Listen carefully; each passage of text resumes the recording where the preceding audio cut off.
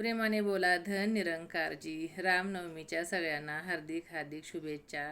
रामनवमी साजरी करताय, ठीक आहे, सगळ्यांनी केलीच पाहिजे. पण नुसत्या रामनवमी साजरी करून आणि संतांच्या जयंत्या साजऱ्या करून काही उपयोग होणार नाही. आपण जोपर्यंत त्यांचे वचन आपल्या जीवनामध्ये उतरत नाही, आपल्या कर्मामध्ये उतरत नाही, तोपर्यंत त्याचा काहीच उपयोग होणार नाही.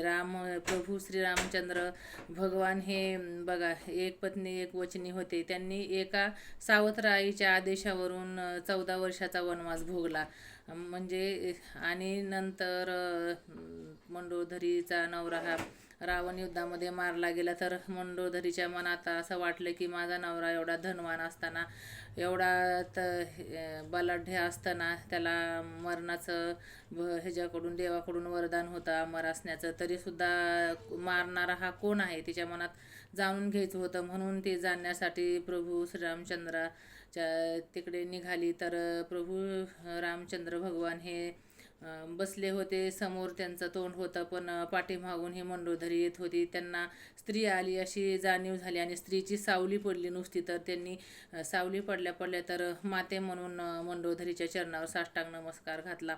मग मंडोदरीला वाटले, बघा हा राम कुठे आणि रावण कुठे? माझ्या नवऱ्याने तरी ह्याच्या बायकोचं हरण केलं, तो कुठे? आणि हा प्रभू राम भगवान बघा की नुसतं स्त्रीची सावली पडली तरी सुद्धा माते म्हणून नमस्कार केला. म्हणूनच खरोखर श्रीरामचंद्र भगवान धन्य आहे असं तिला वाटले. प्रेमाने बोला धन निरंकारजी.